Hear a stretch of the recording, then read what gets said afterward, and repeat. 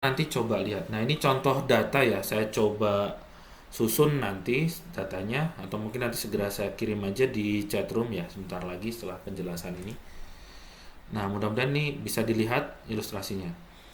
Nah, datanya itu bisa jadi seperti ini. Ada informasi ID station. Misalkan stasiun ID-nya dijelaskan dengan simbol untuk menunjukkan lokasi pengukurannya, kemudian dilengkapi dengan data koordinat. Biasanya salah satu bisa longitude, latitude, atau UTM-XY. UTM-XY sendiri biasanya ada zona datumnya. Kalau kalau misalkan di Pulau Jawa biasanya itu di belahan bumi selatan, makanya datumnya ada S-nya 49S, atau kalau di Bandung 48S.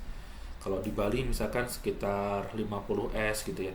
Nah, kalau misalkan datum di sekitar Ambon itu biasanya menggunakan datum N, Northern Hemisphere atau belahan bumi bagian utara. Ini ada koordinatnya. Nah, biasanya dua data ini diperlukan, yang latitude longitude ataupun yang proyeksi ke UTM. Proyeksi UTM nanti digunakan untuk pemetaan, sedangkan terutama yang latitude itu nanti digunakan untuk proses koreksi untuk K spheroidnya. Dan Z atau nilai elevasinya ini juga diperlukan. Nah, harapannya Z elevasinya adalah nilai Z yang sudah final ya, sudah di processing begitu ya. Karena tadi kalau kita perhatikan ada penjelasan kalau menggunakan altimeter masih perlu dikoreksi. Nah, di sini biasanya ada beberapa kolom atau baris. Di sini terdiri dari isian untuk koreksi terrain. Tergantung setup pendekatan untuk hammer chartnya. Misalkan di sini kita gunakan ada zona B itu dari radius 2 sampai 17 meter, dan juga zona C dari 17 sampai 53 meter. Kalau ada juga yang menggunakan hanya 4 zona, itu dari 2 sampai 100 meter. Nah, maka kita perlu memperhatikan ini untuk penggunaan pada persamaan koreksi terrainnya. Ini zona B dan zona C. Zona B-nya ada 4 sektor, sedangkan C-nya ada 6 sektor.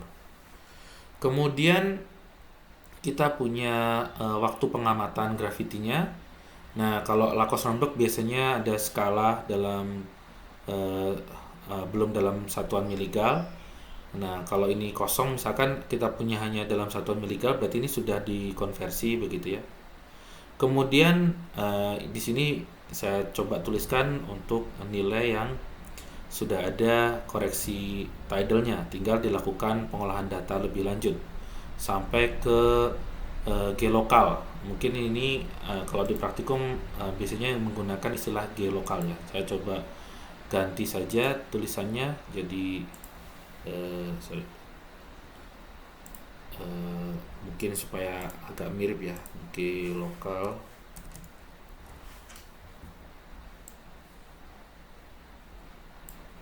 Mungkin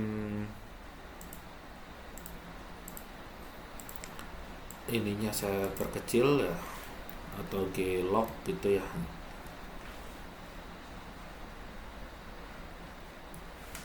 Nah, kemudian satu lagi sebenarnya ada yang bisa dibuat sampai ke G observasi tadi ya. Nah, mungkin di baris selanjutnya Anda bisa buat kolomnya untuk G observasi.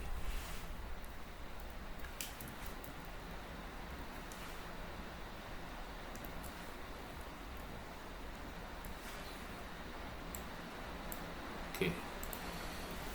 Nah, itu nanti setelah pengolahan sampai G observasi, baru Anda bisa teruskan sampai ke komplit bagi anomali.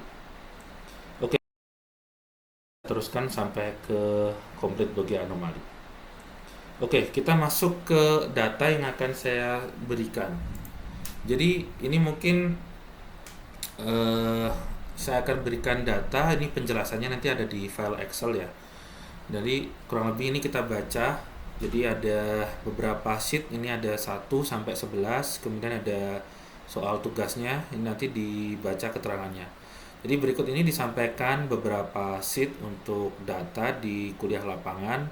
Ini contoh saja, saya gunakan data yang lama, misalkan data tahun 2010 dan data 2011. Nah, masing-masing mahasiswa itu nanti akan diberikan data untuk bisa dilengkapi dan dilakukan pengolahan data. Nah, pengolahan data nanti Anda bisa kerjakan di tabel Excel ya, dilakukan dengan formulasi matematis yang tadi sudah dijelaskan. Nanti saya bisa cek di Excel-nya untuk pengolahan datanya. Kemudian Anda bisa mendapatkan sampai pengolahan G observasi. Kemudian Anda bisa hitung menggunakan G normal atau G spheroid. Silahkan Anda gunakan formulasi yang terbaru misalkan, atau kalau nggak salah di praktikum tuh yang diajarkan bukan yang terbaru, kalau nggak salah itu tahun 67 kalau nggak salah yang diajarkan, kalau dari skema yang biasanya saya tahu gitu ya. Silahkan nanti ketahuan dari formulasinya. Kemudian Anda bisa lakukan perhitungan untuk mendapatkan free air anomali. Anda bisa mendapatkan simple bogey anomali. Nah, kalau Anda bisa sampai ke complete bogey anomali, nanti bisa Anda gunakan. Anda bisa lakukan juga. Nah, data tambahan mungkin ini densitas untuk koreksi bogey dan densitas untuk koreksi terrain. Itu bisa digunakan nilai ini untuk pengolahan data sederhana kita. Dan kemudian nilai G observasi di base. Nah, misalkan kita gunakan nilai yang ini. Nah, nanti jawabannya bisa dikumpulkan dalam file Excel oleh masing-masing mahasiswa, bisa dikirim via email. Emailnya ke sini saya tulis, jadi Anda mungkin bisa ke sini.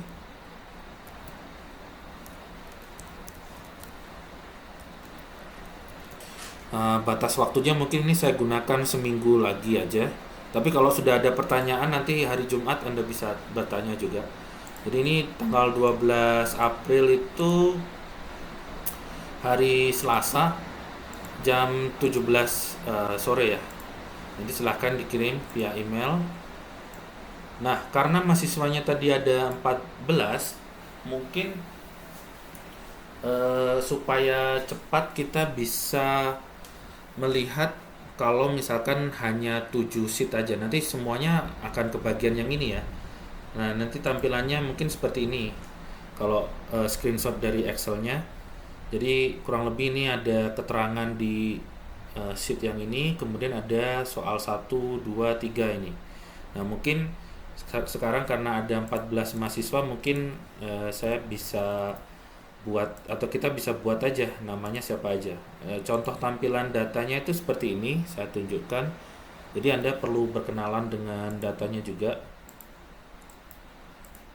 Nah, misalkan yang satu seperti ini, sheet 1, kemudian yang sheet 2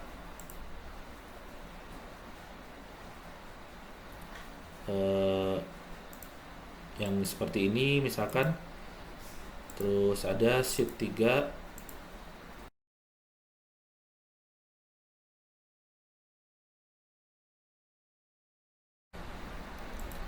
Misalnya ini, misal ini saya urut aja nih dari yang ada di sini, misalkan ada Priscilia dan Viko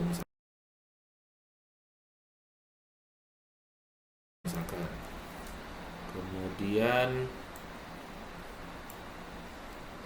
yang kedua ini ada Jafar dan Talita misalkan. Kemudian yang ketiga ada Yohanes dan Angel. Diskusikan. Jadi ada Fitriani dan Godwin di sheet 4 ya.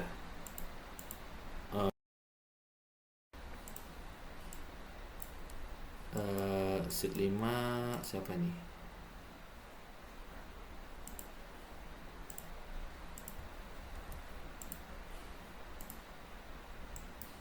Sheet 5 Owen sama Kina, Pak. iya, Owen sama Kina.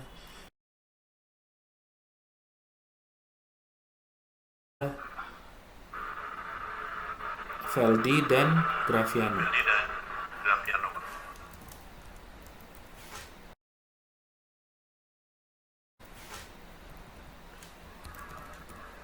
Nah, yang terakhir ini ada yang belum disebut.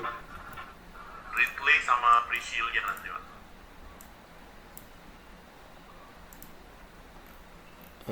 Ridley sama yang belum masuk Pak, yang belum hadir siapa? Radila Latin. Siapa? Aradila. Faradila. Oh iya, Farah. Oke.